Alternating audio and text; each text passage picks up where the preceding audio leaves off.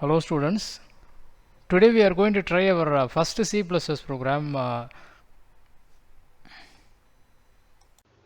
I am going to type a C++ program based on which we can discuss the details of the program. The first line of any C++ program will be hash include like in C.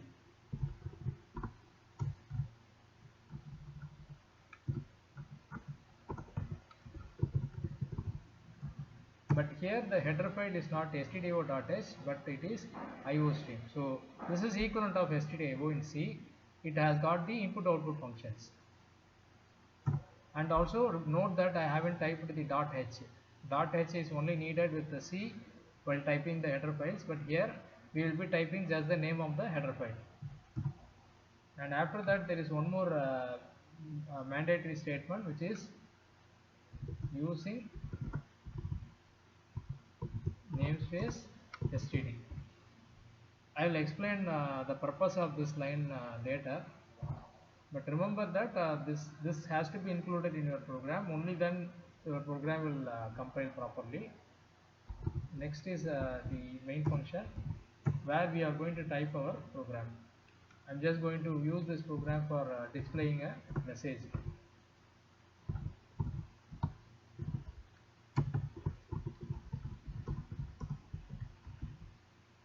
So welcome to CPP will be displayed if this program is compiled and executed successfully. It has got compiled without any error, and I just have to run it. So you can see that the message welcome to C++ is displayed.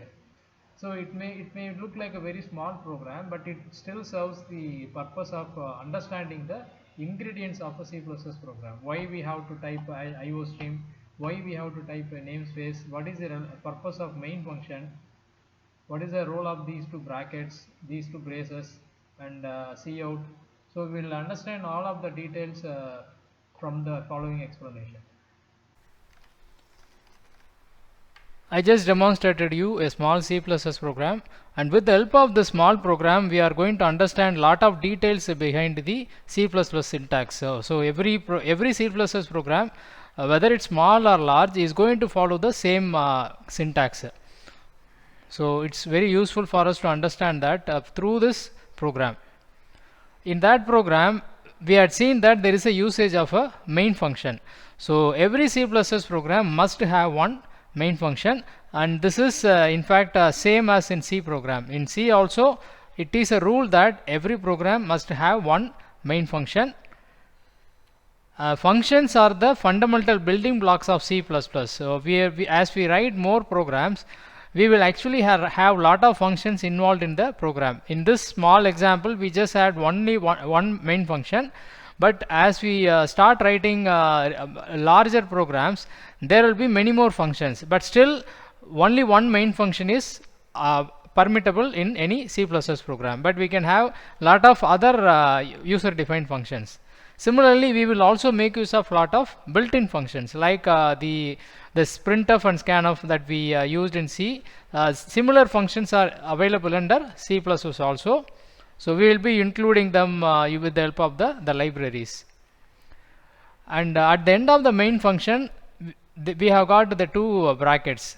These two brackets indicates the end of the function, and they also convey that this is a function.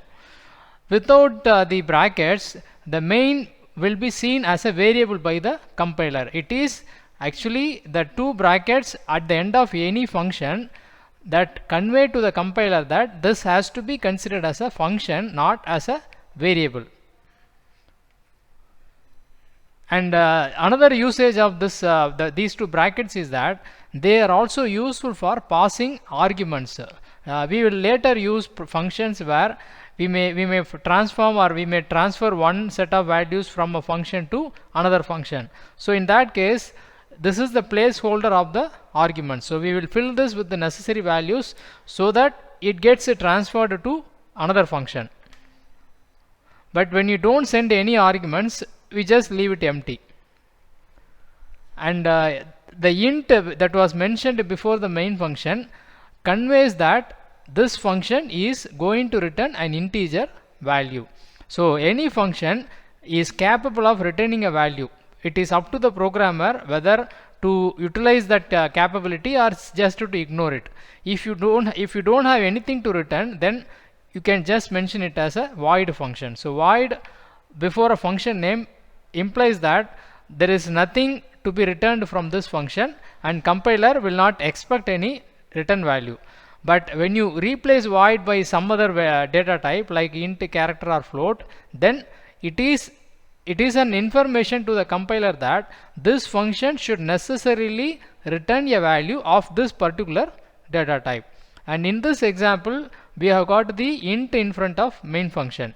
You may be wondering what is the usage of main function returning, because main is the first function that gets executed.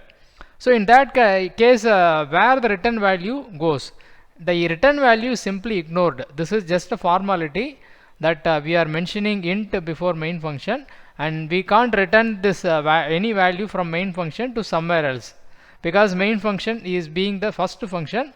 No other function can receive the return value of the main function. It's just a common form standard. And the body of the function is surrounded by the braces, so opening brace and closing brace, and we also refer it as curly braces, and through that we indicate that the function begins at this point and it ends here, and whatever is written within that two curly braces, that is what becomes the body of the function, or it's collectively it's called as the definition of a function. And whenever execution commences for a program, main is the first function to get executed. So that is the significance of the main function. See, imagine that you have written a program that has 100 functions. So in that case, the compiler gets confused where to start from.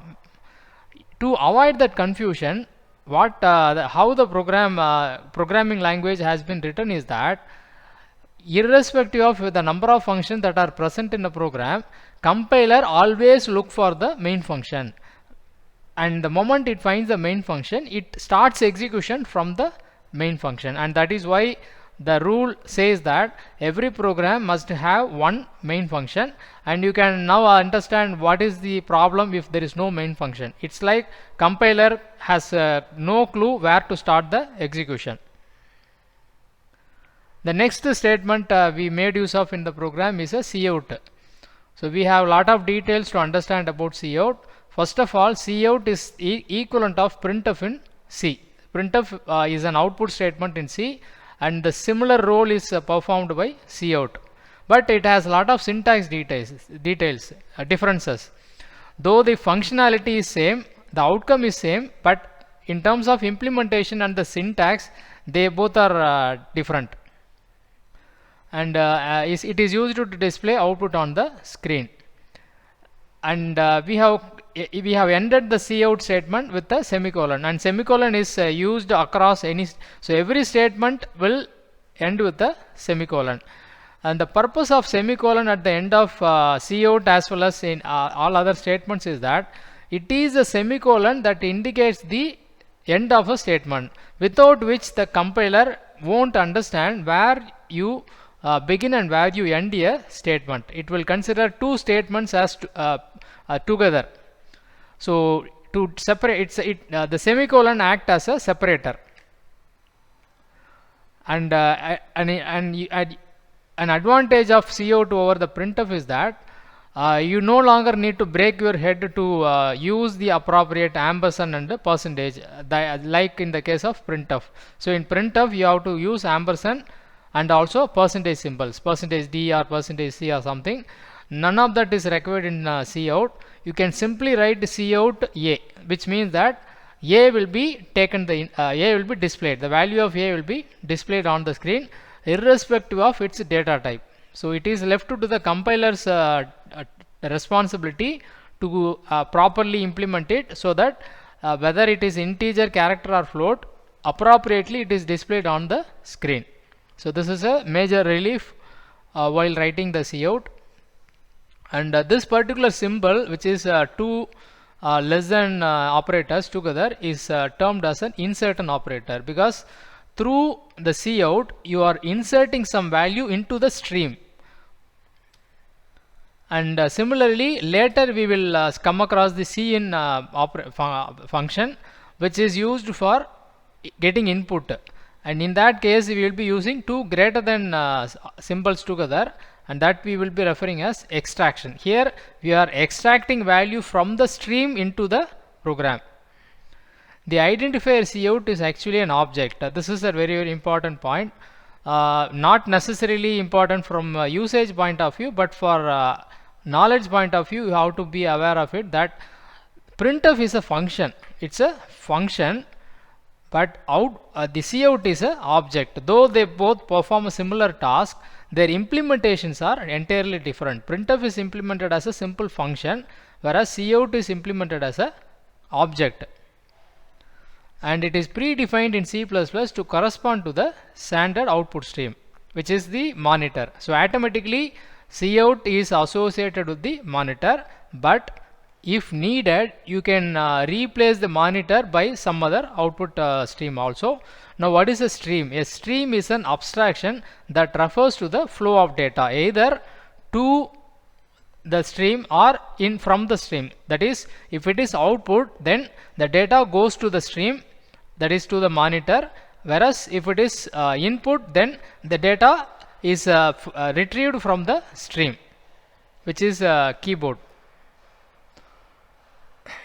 So as I told you, you can change the standard display to some other output device. The next statement we have got in the program is a return statement, and this must be a simple one for you. So every function has to return a value if it is not a void function. So void function is not going to have return, and in fact it cannot have return statement. So because by rule a void function should not return any value, so even if you make an attempt to return a value, it will be treated as a mistake. Whereas if you have stated that this function is going to return int, character or float or double, then you must return some value. So there is a return statement needed in those functions. It is a consequence of the int before the main function, and it returns number 0 to the called function. And as I already stated, in this case it's just a dummy return statement. No function is going to receive the return value of the main function, but since the main is the first function executed, the return value does not go anywhere. The return of, if you do not want to use return statement, then you can just put void in front of the function name. But by standard, the return the main functions are made to be returning int value. So you don't put void in front of the main function, you just put int and then return 0. That is the expectation standard are being followed. One more very important point a lot of you do not know is that return statement not only returns a value, it also concludes the function, or it ends the function.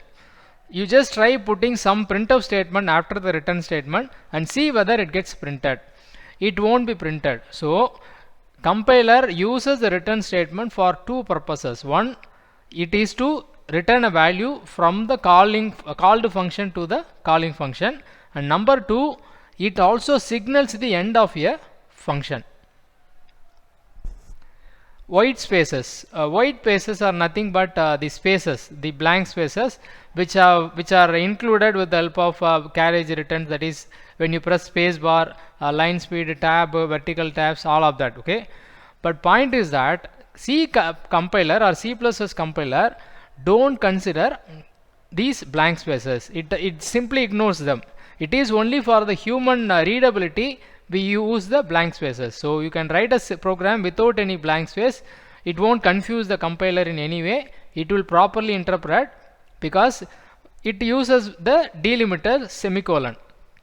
So blank spaces are for the purpose of the human readers. So it is very much possible to write a program even like this. So you can see that the statements are not properly typed. Cout is typed here and the symbol is typed in the next line and semicolon is typed in the next. So this is not going to have any problem for the compiler.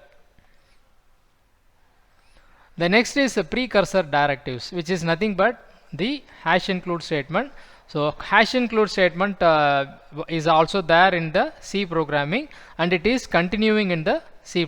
In both languages it serves the same purpose. That is, lot of useful functions are already written and they are provided as part of a library. So we have got different libraries and they contain lot of useful functions like a printf, scanf, and we also have the mathematical functions and string handling functions. So plenty of functions are already built in, and when the programmer wants to make use of them, then he has to go for the hash include statement. So hash include is actually a preprocessor directive. The meaning of preprocessor directive is that before compilation begins, the necessary header files has to be included into the program. So that is what generally happens. You can think of it like whenever you go somewhere in the given situation right now, if you go somewhere, the first thing is you are sanitized, your hands are sanitized before you are allowed to enter. In the same way, before compilation commences, the necessary header files as mentioned through the hash include statement, they are all brought from the library and copied into your program, then only compilation begins.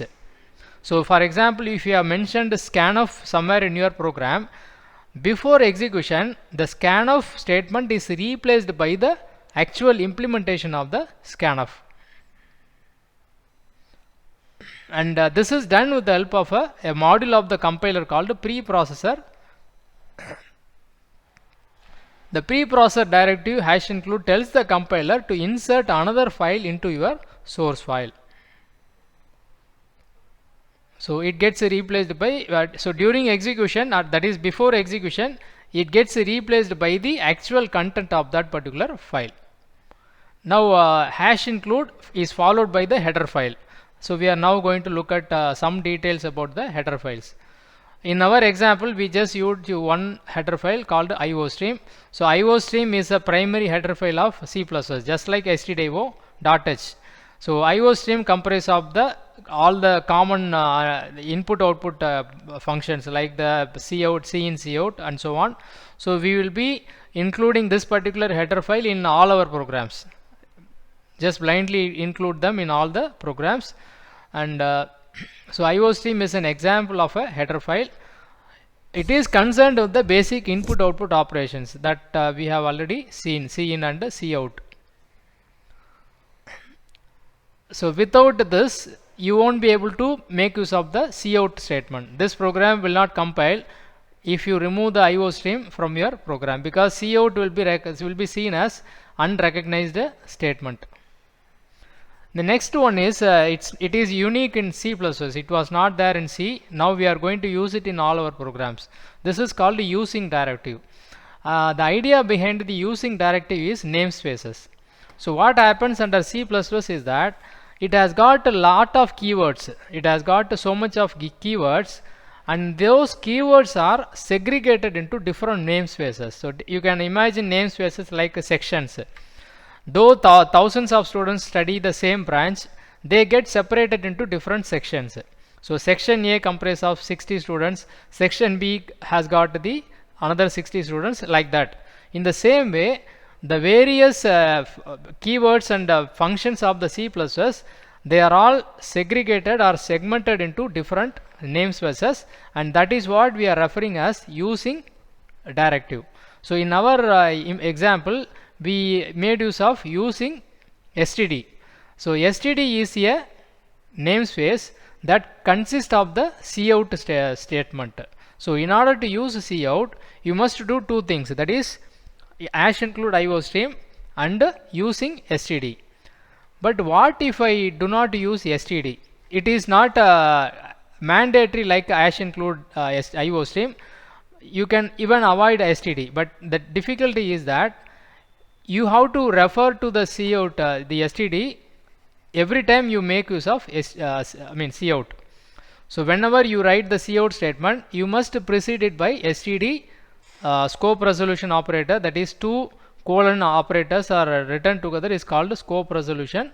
You must write this every time cout is written. Not only cout, in a lot of functions are part of the std's namespace. For all of them you must proceed with the help with the std. To avoid this tedious process, you just have to write using std semicolon. That's all. After that, the compiler will take care of that. And finally, we have included some comments into the program. Comments have nothing to do with the compiler. So the compiler has does not play any role in interpreting the comments, whether it's correct or not. Compiler simply ignores the comments. Comments are purely for the purpose of the human being. It serves two purposes. Number one, the actual person who writes the program may benefit from the comments if he reads the program after some point of time. Let's say you write a program now, and you have some need to use refer it 2 years later. By the time you may be confused to understand the logic behind it. So comments written here and there may help you to understand the program even after a gap. And similarly, when you start writing large program like a major project, it's very likely that you get lose track of the program. So you may not be able to follow the program properly, and then also comments are useful. Another purpose of comments is for others. So you write a program and you hand it over to the other person. For example, during the labs we used to face the issue that students used to write programs and they ask us to verify the program or to help them correct the mistake in the program. But they don't generally write any comments. In that case, we have each person has a different style of writing programs. The naming of variables or the syntax, the logic, that differs. So it's difficult for us to understand their logic before giving our suggestions. That is so the best the approach of writing programs is adding necessary comments. And in C++ you have got two types of comments. That is, one is single line comment. If you just want to write one line comment, this is enough. But if you want to write a paragraph of a comment, then you must go for this multiple line comment. So that is all we could understand from the first program. So it's a simple program, but you can now understand that that program has got lot of valuable details which we can understand out of it. Thank you.